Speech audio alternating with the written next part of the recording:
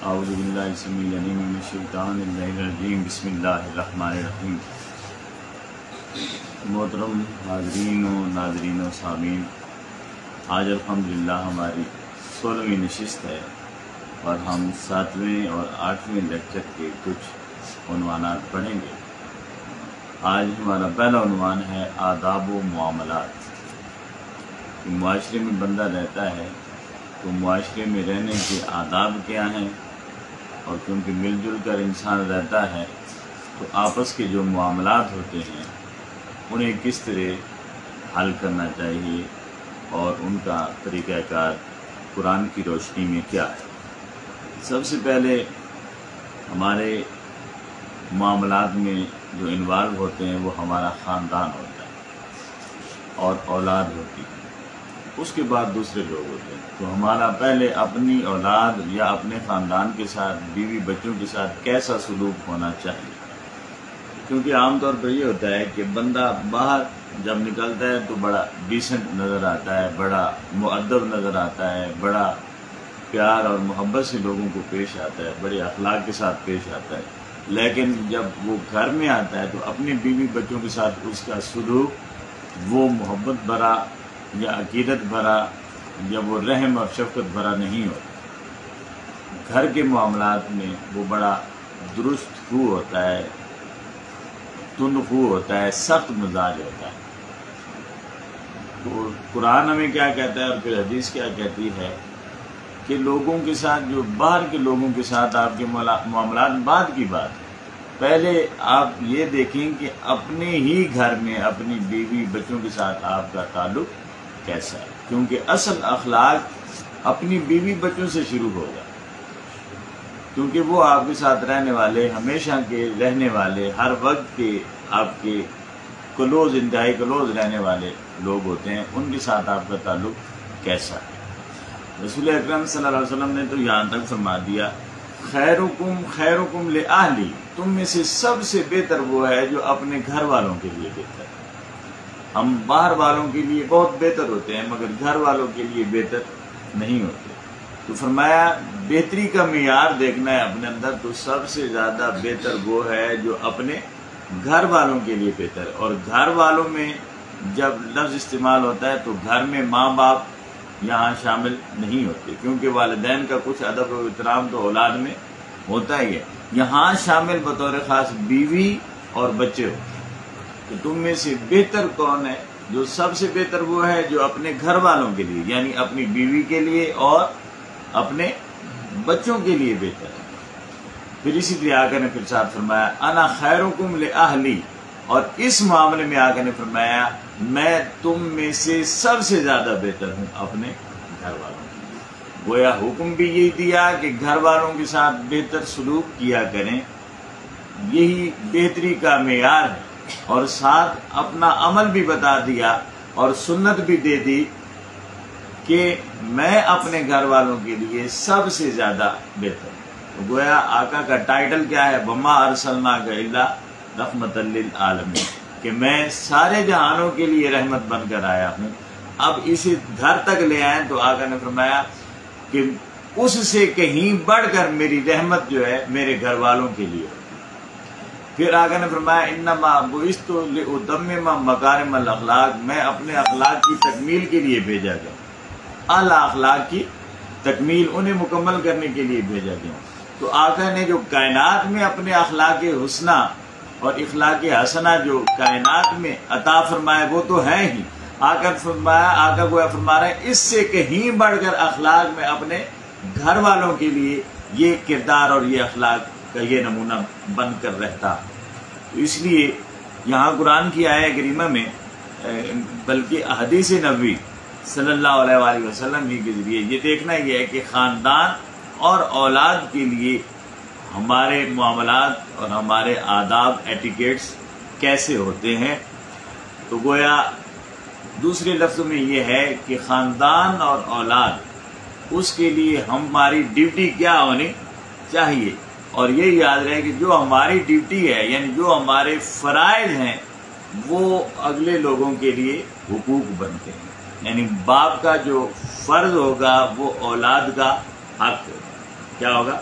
حق ہوگا، اسی طرح شوہر کا جو فرض ہوگا وہ بیوی کا حق ہوگا۔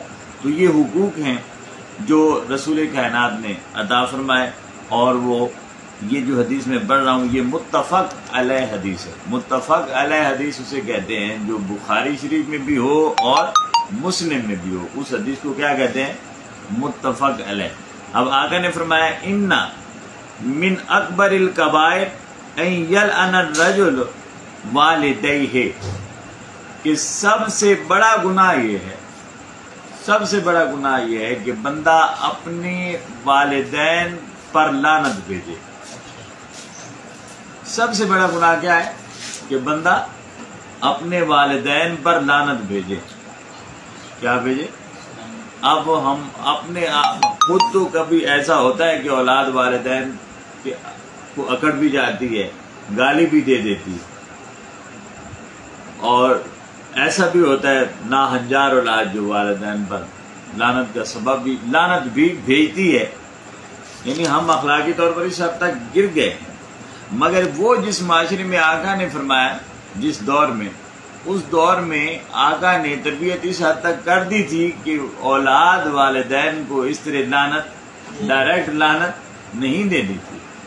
آقا نے وہاں صحابہ کے سامنے فرمایا کہ سب سے بڑا گناہ یہ ہے کہ بندہ اپنے ماں باپ کو گالی نہ دے بلکہ ان پر لعنت بھیجے، ان پر لعنت بھیجے۔ تو صحابہ کرام تو حیران ہو گئے کہ ایسی کس کی جرت ہے؟ جو آداب آقا آپ نے سکھائے ہیں، جو اخلاق آپ نے ہمیں عطا کیے ہیں، بھلا ان میں کہاں ایسی کسی کی جرت اخلاقی طور پر ہو سکتی ہے کہ وہ اپنے والدین کو لعنت کر سکے، لعنت بھیج سکے؟ قیلا، عرض کرنے لگے یا رسول اللہ، اے اللہ کے رسول، وَكَيْفَ يَلْعَنُ الرَّجُلُ وَالِدَيْهِ، یہ کیسے ممکن ہے کہ ایک شخص اپنے ہی ماں باپ کو لعنت بھیجے؟ یہ کس طرح ہو سکتا ہے؟ تو آقا نے فرمایا یہ غور طلب بات ہے، اور یہ ہمارے اندر ایسا ایک وصف ثانی بن گئے، عادت ثانی بن گئے، ہم ایسا کرتے ہی رہتے ہیں۔ اس سے ہمیں بچنے کی ضرورت ہے۔ تو آقا نے فرمایا قال یسب الرجل ابا الرجل فیسب اباہ، ایک شخص کسی دوسرے آدمی کے باپ کو گالی دیتا ہے، فیسب اباہ، تو وہ اس کو گالی دیتا ہے، اس کے باپ کو۔ یعنی اگر میں کسی فرد کے، کسی انسان کے باپ کو گالی دیتا ہوں، برا بھلا کہتا ہوں، تو جواب میں ظاہر ہے اگر وہ حلال کی اولاد ہے تو جواب میں مجھے اور کچھ نہ کہہ سکا تو وہ گالی لوٹا کر میرے باپ کو دے گا۔ تو آقا نے فرمایا وہ جو آپ کے باپ کو کسی نے گالی دی ہے وہ اس وجہ سے دی ہے کہ آپ نے اس کے باپ کو گالی دی ہے، تو اس کا مطلب یہ ہے آپ نے خود ہی اپنے باپ کو گالی دی ہے اور لعنت بھیجی۔ تو یہ ہمارا عام معاشرے میں ایسا چلتا ہے کہ جب ہم کسی کو برا بھلا کہتے ہیں تو کہتا ہے وہ وہی الفاظ لوٹا کر ہماری طرف کرتا رہتا ہے۔ یہ ہم اسے اب بتانے کی ایسی ضرورت نہیں ہے، سب آپ سمجھتے ہیں۔ تو آقا نے فرمایا کہ اگر آپ کسی کے والدین کو گالی دیتے ہیں، ماں باپ کو گالی دیتے ہیں، تو جواباً جب وہ آپ کی ماں اور باپ کو گالی دے گا تو اس کا مطلب یہ ہوا کہ آپ نے خود ہی اپنے ماں یا باپ کو گالی دی ہے اور اس پر لعنت بھیجی ہے۔ یہ سلوک جو بھی کیا ہے اپنے والدین کے ساتھ آپ نے خود کیا۔ پھر فرمایا قال یسب الرجل ابا الرجل، فرمایا یسب امہ فیسب امہ، یسب امہ فیسب امہ۔ اب کوئی شخص کسی کی ماں کو گالی دیتا ہے، اور یہ تو ہمارا روزانہ کا معمول ہے اور کثرت سے معمول ہے کہ ہم جب بھی کوئی بات کرتے ہیں پہلے ماں کی گالی دیتے ہیں، جواب میں جب وہ ہماری ماں کو گالی دیتا ہے تو آقا نے فرمایا یہ اس نے نہیں دی، آپ نے خود دی ہے، کیونکہ اس گالی کا سبب کون بنے ہیں؟ ہم خود گالی، یعنی اگر گالی نہ دیتے تو ہمیں وہاں سے گالی نہ ملتی، ہمارے ماں باپ کو گالی نہ ملتی۔ تو یہ کتنا بڑا اللہ رب العزت کے محبوب نے ایک سیف سائڈ دی ہے اپنے والدین کی عزت اور تکریم کی، عزت اور تکریم کی کیا یہ گیو اینڈ ٹیک ہے، یعنی دوسروں کو عزت دو تو دوسروں سے ریسپانس میں خود عزت لو گے بدلے میں. تو اس کا مطلب ہے آپ نے کسی کے باپ کی عزت، یہ تو گالی ہے نا، اسے اب دوسری طرف لے جائیں، آپ کسی کے ماں باپ کی عزت کرتے ہیں، تکریم کرتے ہیں، تو وہ آپ کے والدین کی عزت اور تکریم کرے گا. تو گویا یہ ایک معاشرے میں مل کر رہنے کا یہ ہے کہ اگر ہم یہ چاہتے ہیں کہ کوئی میری عزت کرے، میرے باپ کی عزت کرے یا میری ماں کی عزت کرے، تو پھر طریقہ کیا ہے کہ میں خود اس کی عزت کروں، اس کے باپ کی عزت کروں اور اس کی ماں کی عزت کروں. یعنی اگر مجھے یہ خواہش ہے کہ لوگ مجھے احترام سے دیکھیں، میری عزت کریں، تو پھر اس کے لیے اصول دے دیا آقا نے کہ آپ دوسروں کی عزت کریں تاکہ جواب میں وہ آپ کی عزت کریں. کیوں کہ آپ دوسروں کی عزت و توقیر کا خیال نہیں رکھیں گے تو وہ کبھی بھی آپ کی عزت اور توقیر اور تعظیم نہیں کریں گے. آپ چاہتے ہیں کہ آپ کے والدین کو لوگ عزت اور احترام سے دیکھیں تو دوسروں کے والدین کو عزت اور احترام دینا سیکھیں. اگر دوسروں کے والدین کو گالی دیں گے، برا بھلا کہیں گے، تو جواباً وہ آپ کے والدین کو برا بھلا کہیں گے. تو بڑا اچھا سا ایک اصول دے دیا کہ اپنے ماں باپ کی عزت بڑھانی ہے تو دوسروں کے ماں باپ کی عزت کرنا سیکھو. اپنے ماں باپ کی توہین کرو گے اس طرح جب دوسروں کے والدین کی توہین کرو گے. تو توہین سے بچو، دوسروں کی توہین سے بچو تاکہ تمہاری توہین نہ کی جائے. تو یہ بنیادی طور پر متفق ہے، یعنی بخاری اور مسلم کی یہ حدیث تھی جو آداب اور معاملات کے حوالے سے، یعنی آپ نے ادب کرایا اپنے والدین کا معاملات کے ذریعے، یعنی دوسروں کا ادب کر کے. آپ نے گالی نکلوائی اپنے والدین کو دوسروں کے والدین کو گالی دے کر. تو یہ معاملہ ہے آپس کا، اور یہ خاندان اور اولاد کے بنیادی حقوق تھے جو اس حدیث مبارکہ میں رسول کائنات نے ہمیں عطا فرمائے. اور اسی طرح متفق علیہ حدیث ہے حضرت سعد بن ابی وقاص رضی اللہ تعالی عنہ.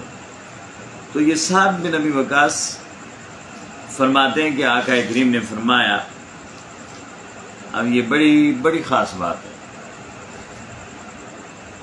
شادی شدہ لوگوں کے لیے بطور خاص، اور جن کی ابھی نہیں ہوئی وہ اپنی پریکٹس پہلے ہی کر لیں. پریکٹس یعنی اپنے آپ کو اس کے لیے اس کی نیت ان کی ہونا ضروری ہے. اور وہ کیا ہے؟ کہا انک لن تنفق نفقۃ تبتغی بہا وجہ اللہ الا اجرت علیہا. جب بھی آپ کچھ خرچ کرنے لگتے ہیں، اس خرچ کرنے میں آپ کی نیت یہ ہوتی ہے کہ اللہ راضی ہو جائے، اللہ راضی ہو جائے، تو پھر اللہ راضی ہو جاتا ہے، پھر اللہ راضی ہو جاتا ہے. یعنی نیت پر اللہ دیکھتا ہے. آپ نے کسی پر خرچ کیا، محتاج کو دیا، ضرورت مند کو دیا، خیال یہ تھا کہ اس سے اللہ راضی ہوگا تو اللہ ضرور اس کا اجر عطا فرماتا ہے. اب یہ خرچ کرنے میں خاص طور پر جو ہم کرتے ہیں نا، بھئی خرچ ہم نے کر دیا، کسی فقیر کو دے دیا، کسی ضرورت مند کو دے دیا، نہ، یہاں اوپن بات ہے کہ آپ نے خرچ کیا کس پر. ضروری نہیں کہ محتاج کو دیا، کسی فقیر کو دیا، کسی بیکاری کو دیا، کسی یتیم کو دیا، کسی مسکین کو دیا. خرچ کرنا ہے. اب سب سے زیادہ بندہ کس پر خرچ کرتا ہے؟ دیکھیے، اپنے بچوں پر خرچ کرتا ہے، اور بچوں سے پہلے اپنی بیوی پر خرچ کرتا ہے. اور آقا فرماتے ہیں جب بھی تم خرچ کرو اور پیش نظر اور نیت آپ کی ہو کہ اللہ راضی ہوگا، تو اللہ ضرور اس کا اجر اور صلہ عطا کرتا ہے. اور اجر اور صلہ عطا، پہلا کیا ہے؟ اجر اور صلہ، یعنی برکتیں تو دیتا ہی ہے، احسانات تو فرماتا ہی ہے.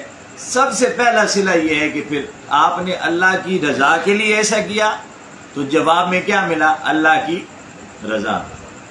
جواب میں اللہ کی رضا. اور جب اللہ ہی راضی ہو گیا تو پیچھے کوئی چیز تو بچتی نہیں ہے. یعنی اللہ کی رضا ہی تو بندہ مومن کا مقصود ہے. اور جب اللہ راضی ہو جائے تو پھر کسی اور چیز کی ضرورت نہیں رہتی. اب اس سے اگلا جو جملہ ہے رسول کائنات نے فرمایا، وہ فرمایا حتیٰ، یعنی آپ نے کسی پر خرچ کیا، اور خرچ کرنے کے لیے نہیں کہ آپ نے 100 روپے خرچ کیے، 200 خرچ کیے، 1000 خرچ کیے، کہ نہیں، اس سے غرض ہی نہیں، آپ نے خرچ کرنا ہے، کتنا کرنا ہے؟ جتنا آپ کم سے کم یا زیادہ سے زیادہ کر سکتے ہیں، تو خرچ کیا۔ آقا فرماتے ہیں خرچ میں سے کم کتنا خرچ ہے جی؟ کم سے کم خرچ کہا حتی ما تجعل فی فم امرأتک، حتیٰ کہ تم اپنی بیوی کے منہ میں ایک لقمہ ڈالتے ہو، اس پر بھی اللہ رب العزت آپ کو اجر عطا فرماتا ہے۔ کیا عطا فرماتا ہے؟ اب یہ بڑی عجیب سی بات ہے، ہمارے معاشرے میں یا ہماری عادات میں ہمیں ایسے آداب سکھائے نہیں جاتے، اور اگر کوئی کر بیٹھے تو اسے کہتے ہیں رن مرید ہو گیا۔ کیا کہیں گے؟ رن مرید ہو گیا۔ حالانکہ یہ رن مریدی نہیں ہے، یہ رب کی رضا ہے، یہ رسول کائنات کا حکم ہے، یہ رسول کائنات ہمیں حکم دے رہے ہیں اور ہمیں ترغیب دے رہے ہیں، ترغیب دے رہے ہیں، ابھار رہے ہیں کہ کبھی کبھی ایسا بھی کیا کرو کہ اپنی بیوی کے منہ میں ایک آدھ لقمہ خود بنا کر ڈال دیا کرو۔ ہمیں تو شرم آتی رہتی ہے، ہم سب بیٹھے ہیں جو شادی شدہ، تو شرم آتی ہے کہ ایسا کیا کریں گے، وہ تو ڈالے ہمارے منہ میں، کیونکہ ہم اس کے شوہر ہیں، ہم کیوں ڈالیں گے؟ تو ہم ایسا نہیں کرتے۔ لیکن جب حضور نے یہ فرمایا تو غور کرنے کی بات یہ ہے کہ آقا جب یہ فرما رہے ہیں تو اس فرمانے سے پہلے آقا کا اپنا عمل مبارک بھی یہ ضرور ہوگا، کیونکہ آقا کوئی ایسی بات نہیں فرماتے جو عملاً اور پریکٹیکلی آپ خود نہیں کرتے۔ تو جب آقا نے فرمایا نا کہ یہ بھی صدقہ ہے کہ آپ اپنی بیوی کے منہ میں ایک لقمہ ڈال دیں، اور پیش نظر کیا ہو؟ اللہ کی رضا، تو اللہ رب العزت اس پر اجر دیتا ہے، یعنی راضی بھی ہو جاتا ہے، برکتیں بھی عطا کرتا ہے۔ تو یہ ایک بہت بڑی گائیڈ لائن ہے ہمارے لیے، بہت بڑی گائیڈ لائن کہ یعنی صدقہ دیں گے تو صدقہ سے ویسے بھی صدقہ اور خیرات میں برکت ہوتی ہے، دینے سے مال کم نہیں ہوتا بلکہ بڑھتا ہے، دینے سے رزق کم نہیں ہوتا بلکہ رزق بڑھتا ہے، اور کسے دینے سے؟ کسی کو بھی دینے سے، اور دینے میں یعنی ہمارے خرچ کے جو سب سے پہلے حقدار ہیں وہ ہماری بیوی ہے اور بچے، بیوی ہے اور بچے۔ حضور اکرم صلی اللہ علیہ وسلم کی بارگاہ میں ایک شخص آیا نا، اس نے عرض کیا یا رسول اللہ میں خطا کر بیٹھا ہوں، گناہ کر بیٹھا ہوں، جس کی وجہ سے روزہ ٹوٹ گیا۔ تو آقا نے فرمایا پھر 2 ماہ کے روزے رکھیں مسلسل، کیونکہ روزہ اگر جان بوجھ کر چھوٹ جائے یا توڑ دیں تو اس کا کیا ہے؟ اس کا بدلہ یہ ہے کہ آپ 2 ماہ مسلسل روزے رکھیں۔ عرض کرنے لگا یا رسول اللہ میں ایک روزہ رکھ نہیں سکا، 2 ماہ مسلسل روزے کیسے رکھوں گا؟ تو آقا نے فرمایا پھر ایک غلام کو آزاد کر دو۔ وہ عرض کرنے لگا یا رسول اللہ میں خود غلام ہوں، میں غلاموں کو کیسے آزاد کروں؟ تو آقا نے فرمایا پھر صدقہ دو، اتنے مسکینوں کو کھانا کھلاؤ۔ عرض کرنے لگا یا رسول اللہ میرے پاس کچھ ہے ہی نہیں، میں کیسے کسی کو کھانا کھلاؤں گا مسکینوں؟ آقا خاموش ہو گئے۔ تھوڑی دیر کے بعد کھجوروں کا ایک ٹوکرا آ گیا، کھجوروں کا۔ آقا فرمانے لگے وہ شخص کہاں ہے جس نے وہ ہرجانہ دینا ہے، اپنی روزے کا کفارہ ادا کرنا ہے؟ تو عرض کرنے لگا یا رسول اللہ میں۔ آقا نے فرمایا جاؤ اور اسے مسکینوں، یتیموں میں، محتاجوں میں، ضرورت مندوں میں یہ کھجوروں کا ٹوکرا ہے، اسے تقسیم کر دو۔ عرض کرنے لگا یا رسول اللہ اس شہر میں مجھ سے بڑا مسکین ہے ہی کوئی نہیں، مجھ سے بڑا مسکین ہے ہی کوئی نہیں۔ حضور اکرم صلی اللہ علیہ وسلم مسکرائے اور فرمایا لے جاؤ، پھر خود کھاؤ اور بیوی بچوں کو کھلاؤ، خود کھاؤ اور بیوی بچوں کو کھلاؤ۔ یعنی ہمارے خرچ کا سب سے پہلا حقدار کون ہوتا ہے؟ بیوی اور پھر بچے، بیوی اور پھر بچے۔ ہم خرچ کرتے ہیں کئی لوگوں کو ہم نے خود بھی دیکھا کہ وہ جب خرچ کرتے ہیں، یہ جی کشمیر فنڈ میں جا رہا ہے، یہ مجاہدین فنڈ میں اتنے ہزار میں نے بھیج دیے، میں نے فلاں فنڈ میں اتنے بھیج دیے، میں نے فلاں ادارے میں اتنے بھیج دیے، اور بچے بھوکے مرتے رہتے ہیں۔ بچوں کے لیے پلانے کے لیے وہ دودھ کے پیسے ان کے پاس نہیں ہوتے، اولاد کے لیے، بہوؤں کے پاس۔ تو یہ عجیب سی صورتحال ہے۔ ہم نے خرچ کرنے کو پتہ نہیں کیا سمجھ رکھا ہے۔ خرچ کا پہلا دروازہ جو کھلتا ہے وہ اپنی بیوی پر، اور پھر اس کے بعد بچوں پر ہے، پھر اس سے بڑھ کر ہے تو آپ لوگوں پر خرچ کرو۔ لیکن یہ نہیں ہے کہ اللہ تللوں میں گزار دو، یعنی ان کے نان و نفقہ کا آپ نے خیال رکھنا ہے، کھانے پینے کا، رہائش کا، اچھی تعلیم کا آپ نے خیال رکھنا ہے۔ یہ نہیں کہ آپ یہ جیسے ہمارے حکمران پھرتے ہیں کہ 7 نسلوں کے لیے اکٹھا کر دیا اور انہیں پتہ ہی نہ ہو کہ ہماری جائیداد ہے کتنی۔ ایسا نہیں ہے نظام ہمارا۔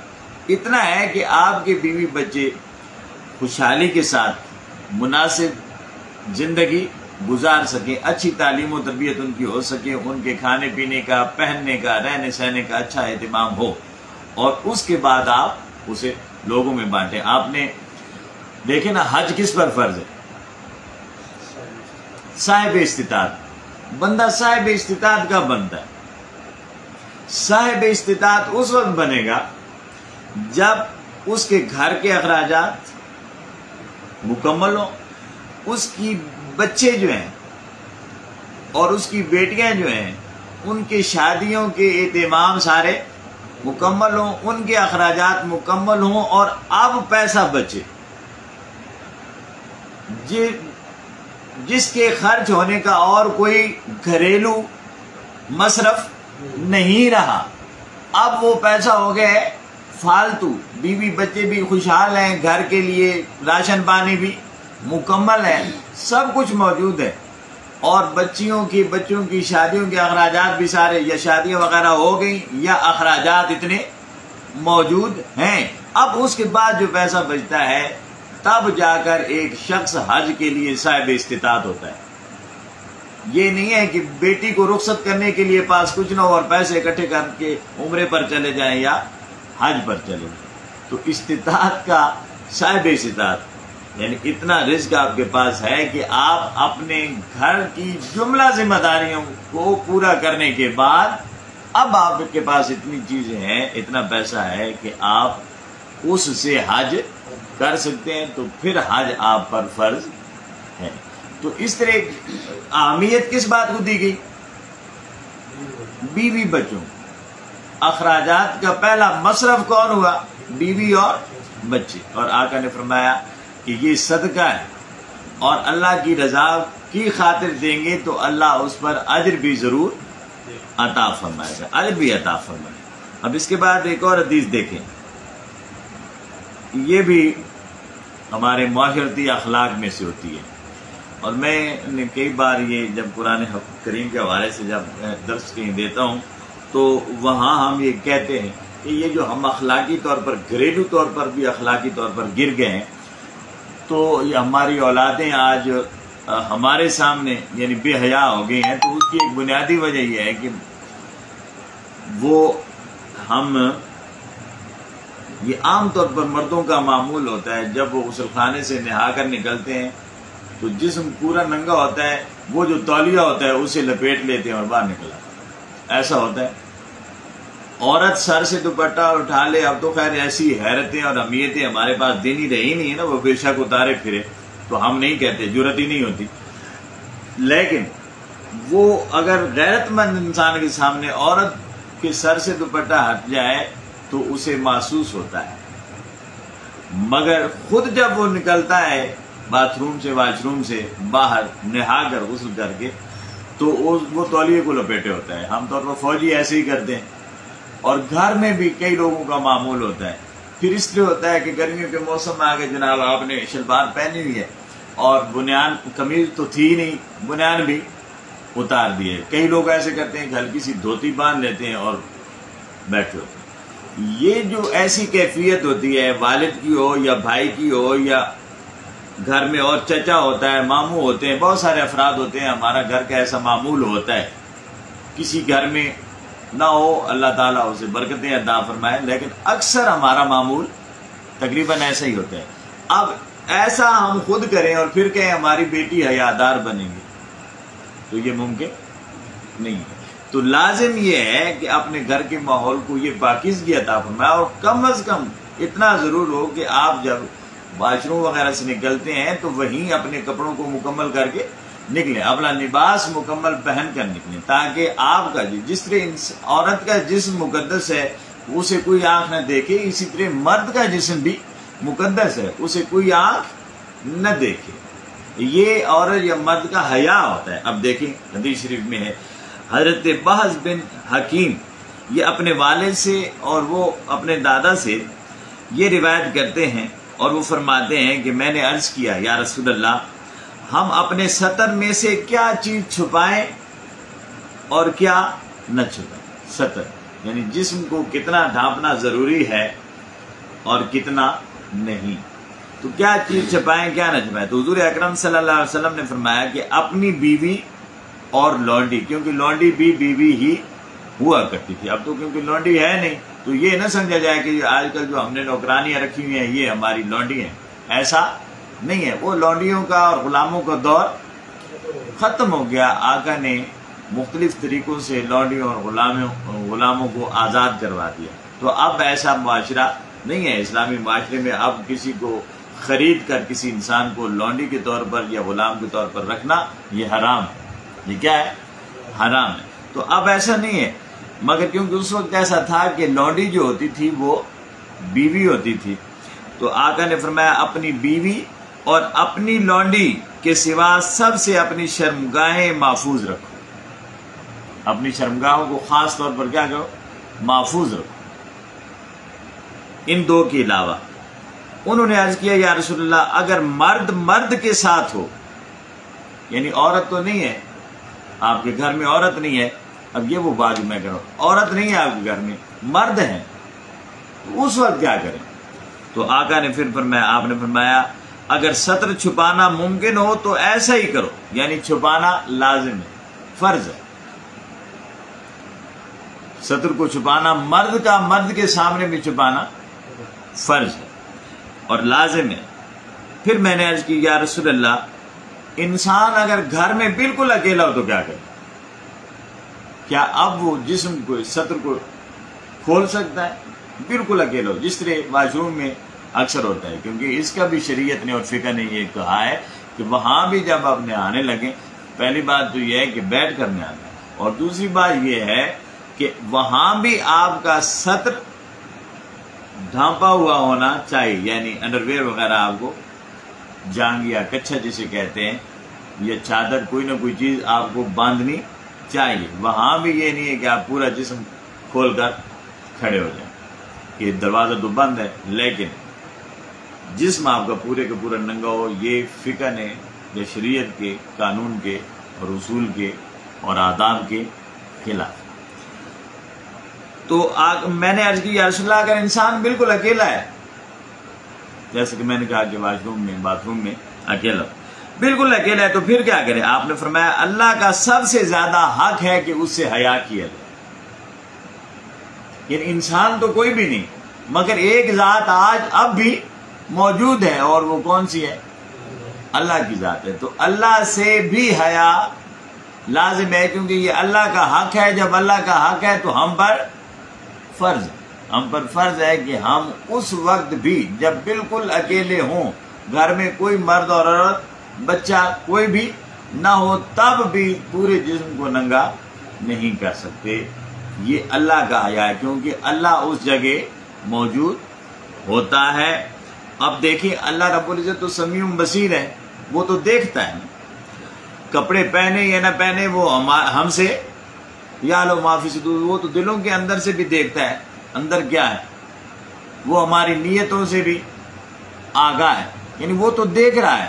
مگر بندہ جب حیا کرتا ہے اللہ سے تو اللہ بھی حیا کرتا ہے بندے سے، اللہ بھی حیا کرتا ہے بندے سے. اس لیے فرمایا یہ حیا ہے اللہ کی ذات کا حیا، اور پھر بھی ستر کو ننگا ہونا نہیں چاہیے. تو یہ اس حوالے سے یہ آداب و معاملات معاشرت کے حوالے سے یہ گفتگو تھی.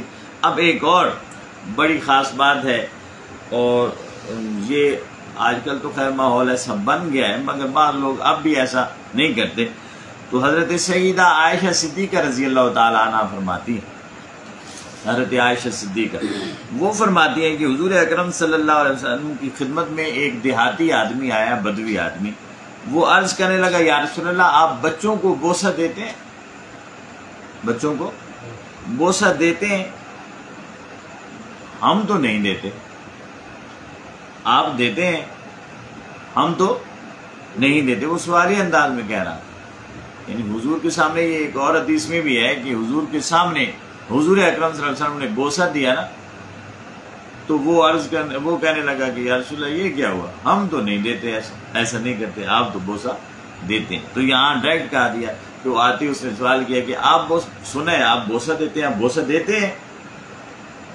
ساتھ ہی اس نے کہہ دیا ہم تو بھائی ایسا نہیں کرتے، ہم تو بوسہ نہیں دیتے. دیہاتی آدمی تھا، دیہاتی آدمی، بدوی آدمی تھا. دیہاتی لوگ دیہاتی جاہل کو کہتے ہیں جس کے پاس اتنا علم معاشرت بطور خاص نہیں ہوتا. تو وہ آدمی تھا، عرض کرنے لگا ہم تو نہیں دیتے. تو آپ نے فرمایا اب اس شے کا کیا علاج کروں کہ اللہ رب العزت نے تمہارے دل سے رحمت کا مادہ ہی نکال دیا. رحمت کا یعنی رحمت جو تھی نا، رحمت وہ ساری کی ساری اللہ نے وہ عنصر ہی تم سے غائب کر دیا ہے. گویا بچوں کو بوسہ دینا یہ آقا کی سنت بھی ہے اور رحمت کا تقاضا بھی ہے کہ اپنے بچوں کو کم از کم بوسہ دیں. یہ آقا کی سنت ہے. ہم خیر الحمدللہ ایسا کرتے ہیں، اپنے بچوں سے پیار ہوتا ہے، سب کو سب بوسہ دیتے ہیں. مگر اس سے ایک بات یہ بھی سمجھ ہو گئی کہ اگر کوئی بوسہ نہیں دیتا یا اس کے اندر وہ بوسہ دینے سے کتراتا ہے تو چھوڑو جی کیا کرنا. یعنی وہ اندر سے اس کی ایسی کیفیت ہے کہ وہ نہیں دینا چاہتا ایسی. تو گویا اللہ کے محبوب کے فرمان کے مطابق، حدیث کے مطابق وہ جاہل آدمی ہے. وہ کون ہے؟ وہ دیہاتی ہے، جاہل اور گنوار ہے، اور اللہ نے اس سے رحمت اور شفقت کا مادہ چھین رکھا ہے، اور اللہ کے محبوب کی وہ اس سنت سے محروم ہو گیا. تو اللہ رب العزت ہمیں اپنے محبوب کی بتائے ہوئے فرامین کے مطابق اپنی زندگیوں کو گزارنے کی توفیق عطا فرمائے. اب اگلا ایک ٹاپک ہے شخصیت سازی. اس پر یہ مختصر سا ہے، اسے ہم لے لیتے ہیں اور پھر انشاءاللہ اسی سے وائنڈ اپ کریں گے. شخصیت سازی. شخصیت سازی کا مطلب کیا ہونا ہے؟ اپنی شخصیت کو نکھارنا، اپنے تشخص کو سنوارنا اور سجانا. کہ بندہ پرسنالٹی ہوتی ہے نا، پرسنالٹی یعنی انسان اپنی پرسنالٹی کس طرح بلڈ اپ کر سکتا ہے، کس طرح اسے سنوار سکتا ہے، سجا سکتا ہے، نکھار سکتا ہے، بنا سکتا ہے. اب انسان معاشرے میں بہت سارے انسان ہوتے ہیں، آپ کسی فرد کو دیکھتے ہیں تو آپ کہتے ہیں بڑا یار اس کی بڑی پرسنالٹی، بڑی شخصیت ہے، اس کا بڑا تشخص ہے، بڑا وقار ہے، شخصی وقار ہے اس کا. تو یہ باقاعدہ اسلام میں اس کا حکم دیا گیا اور باقاعدہ اس کی پریکٹس کرائی گئی، باقاعدہ اس کی پریکٹس کرائی گئی ہے. اور آقا نے پریکٹیکل کر کے باقاعدہ دکھایا ہے. یعنی آقا کریم کے لباس ہمیشہ صاف ستھرا ہوتا ہے، آپ کے بال مبارک ہمیشہ کنگھی کیے ہوئے ہوتے تھے، آپ کی آنکھوں میں ہمیشہ سرما رہا کرتا تھا، آپ ہمیشہ صاف ستھرے اور باوضو رہا کرتے تھے. تو اسی طرح لباس کو مکمل متوازن جو لباس تھا آقا کا اسے پہنا کرتے تھے. کبھی پگڑی، کبھی ٹوپی، کبھی رومال سر پر لے کر. یعنی آقا کا ایک پورا لائف سٹائل تھا جس کے مطابق آقا زندگی گزارتے تھے. اور بڑے بڑے شاہان عالم جو ہوتے تھے نا، وہ آپ کی پرسنالٹی سے مرغوب ہو جاتے تھے، آنکھ اٹھا کر دیکھنے کی بھی جرت نہیں رکھتے تھے، ایسی پرسنالٹی تھی. اب اس میں ایک بات تو الگ ہے نا کہ حضور اکرم صلی اللہ علیہ وسلم کو اللہ نے یہ مقام اور مرتبہ دیا، لیکن اس مقام اور مرتبے کو آقا نے پریکٹیکل بتایا کہ یہ مقام اور مرتبے پرسنالٹی سے ملتے ہیں. آپ کیسے پرسنالٹی بناتے ہیں، اپنی شخصیت کو کیسے نکھارتے ہیں، گفتگو کیسے کرنی ہے، پہننا کیا ہے، رہنا کیا ہے، بات کا انداز کیا ہونا چاہیے، آپ کے حرکات و سکنات کیسی ہونی چاہیے. تو جو وقار آپ بنائیں گے، جس وقار میں ڈھلیں گے، عزت اور احترام اسی قدر زیادہ ہوگا، پرسنالٹی اسی طرح بڑھتی جائے گی. تو یہ اگر پرسنالٹی اچھی ہو تو ہم معاشرے میں عام طور پر ہماری پریکٹیکل ہوتا ہے کہ کئی بار کوئی اچھی پرسنالٹی کا آدمی ہو تو اتنا اس کو دیکھنے سے انسان پر رعب آ جاتا ہے کہ وہ اس کے لیے رک جاتا ہے، اسے سلام کرنے سے بھی وہ گھبرا جاتا ہے کہ یہ پتہ نہیں کیا ایسی شخصیت ہے، میں کہوں گا ایسے سلام کروں گا تو یہ کہیں بے ادبی نہ ہو جائے. تو یہ پرسنالٹی کا بہت اثر پڑتا ہے. تو انسان کو اسلام میں شخصیت سازی یعنی اپنی پرسنالٹی کو سنوارنے کے انداز بھی سکھائے گئے ہیں، آداب بھی سکھائے گئے ہیں اور حکم بھی دیا گیا ہے. اور یہ جتنی باتیں ہم پڑھیں گے یہ آقا کی سنت مبارکہ بھی ہیں. تو کیا ہے؟ سب سے پہلے ذاتی اور شخصی بہتری اور ترقی کے لیے لائے ہے عمل. یہ آج کا یہ جو عنوان ہے شخصیت سازی میں، سب سے پہلے کیا ہے؟ اپنی ذات اور اپنی شخصیت میں بہتری لانی ہے اور اس میں مزید اسے ڈیولپ کرتے رہنا ہے، اس میں ترقی کرتے رہنا ہے. یہ نہیں کہ ایک بار آ گیا تو بس چھوڑ دیا، ایسا نہیں. اب اس میں جو سب سے بنیادی بات ہے وہ کہا انسانی شخصیت کا سب سے بنیادی حق ہے. یہ کیا ہے؟ یعنی انسان کا فرض ہے اور انسان کی جو انسانیت ہے یہ اس کا حق ہے. یعنی ہم انسان ہے نا، تو بحیثیت انسان ہمارا فرض ہے کہ جو ہمارے اندر کی انسانیت ہے اس انسانیت کو ہم سنواریں. اس انسانیت کو یعنی ڈنگروں کی طرح، ڈھوروں کی طرح، جانوروں کی طرح زندگی نہ گزرے، بلکہ حق بنتا ہے کہ ہم اپنی انسانیت کو سنواریں. اور وہ کیا ہے بنیادی حق؟ ظاہری صفائی اور ستھرائی کا خیال رکھیں. بنیادی حق یہ نہیں ہے کہ اللہ نے آپ کو دے رکھا ہے یا نہیں دے رکھا، کم دے رکھا ہے یا زیادہ دے رکھا ہے. تو اگر آپ کے پاس کپڑے نئے نہیں ہیں، پرانے ہی ہیں، مگر وہ بھی اگر دھلے ہوئے ہیں، صاف ستھرے ہیں، آج کل کے حالات کے مطابق اگر وہ استری وغیرہ پریس ہوئے ہوئے ہیں، تو وہ جس بھی انداز کے کپڑے ہیں آپ پر فرض ہے اور آپ کی انسانیت کا آپ کے اوپر اس کا حق بنتا ہے کہ آپ ان کپڑوں کو وہ جیسے بھی ہیں صاف ستھرے، پاک اور اچھی کنڈیشن میں ہونے چاہیے. یہ نہیں ہے کہ آپ اسے کہیں گھسیڑ کر رکھ دیں اور پھر جب پہنے لگیں تو وہ اسی طرح وہ سلوٹوں سے بھرے ہوئے ہوں اور آپ انہیں پہن لیں کہ کوئی نہیں جی ایسی اس کی ضرورت نہیں ہے جی، ہمیں لوگ جانتے ہیں، ایسا نہیں. تو کہا سب سے پہلے ظاہری صفائی اور ستھرائی کا خیال رکھنا ہے. ظاہری صفائی اور ستھرائی. سنن ترمذی میں ہے، آقا نے فرمایا کہ اللہ تعالیٰ پاک ہے، پاکیزگی پسند ہے، ستھرا ہے اور ستھرائی پسند ہے. اللہ بھی پاک ہے اور ستھرا ہے اور پاکیزگی کو بھی پسند کرتا ہے اور ستھرائی کو بھی پسند کرتا ہے. یہ نہیں کہ انسان ہو سکتا ہے جسمانی طور پر کپڑے اس کے پاک ہوں مگر صاف نہ ہو، تو پاک کے ساتھ صاف کا ہونا بھی ضروری ہے. پھر اسی طرح آگے دیکھیں، یہ چھوٹی چھوٹی باتیں ہماری جو میں اسے پڑھتا جاؤں گا. اسی طرح منہ کی صفائی برش اور مسواک وغیرہ سے کرنے سے بھی بہت زیادہ اس کی اہمیت ہے، تاکہ مخاطب کو جب آپ بات کریں تو آپ کی شخصیت سے اقرار نہ ہے. کیونکہ منہ سے بو آئے گی تو آپ جتنے بھی بن سنور کر بیٹھے ہیں، منہ سے بو آ رہی ہوگی تو کوئی بھی شخص آپ کی طرف چہرہ کرنا گوارا نہیں کرے گا، اسے کراہت آئے گی. اور آپ کو منہ پر نہ بھی کہہ سکا تو دل سے آپ کے بارے میں اس کے وسوسے اور وہم برے خیالات پیدا ہوں گے، اور آئندہ ہو سکتا ہے وہ آپ کے نزدیک بیٹھنے کی کوشش نہیں کرے گا، دور ہٹے گا. پھر اسی طرح شعب الایمان میں ہے، بہت مشہور کتاب ہے، ایک حدیث اس میں ہے کہ خاص طور پر منہ کی صفائی کی تاکید کرتے ہوئے آقا کریم نے فرمایا اپنے منہ کو مسواک کے ذریعے صاف رکھو. اور یہ بڑی خوبصورت بات ہے، مسواک کے ذریعے اپنے منہ کو صاف رکھو. اب برش آ گئے ہیں، ٹوتھ برش آ گئے، ٹوتھ پیسٹ آ گئے تو مختلف پیسٹ بھی کر سکتے ہیں، منجن ہے منجن کر سکتے ہیں. مسواک ہو تازہ یا سوکھا ہوا تو وہ مسواک کریں، سنت ہے یہ. تو مسواک کے ذریعے یعنی ٹوتھ برش وغیرہ آپ نے کیے ہوا ہو، اس سے اپنے منہ کو کیا رکھیں؟ صاف رکھیں. کیوں؟ آقا نے فرمایا کیوں کہ یہ منہ قرآن کا راستہ ہے. کیا ہے؟ قرآن کا، یعنی اور کوئی خیال نہ ہو تو کم از کم یہ خیال ہے کہ آپ نے اس منہ سے کیا کرنا ہے؟ قرآن پڑھنا ہے۔ کیا کرنا ہے؟ قرآن پڑھنا ہے۔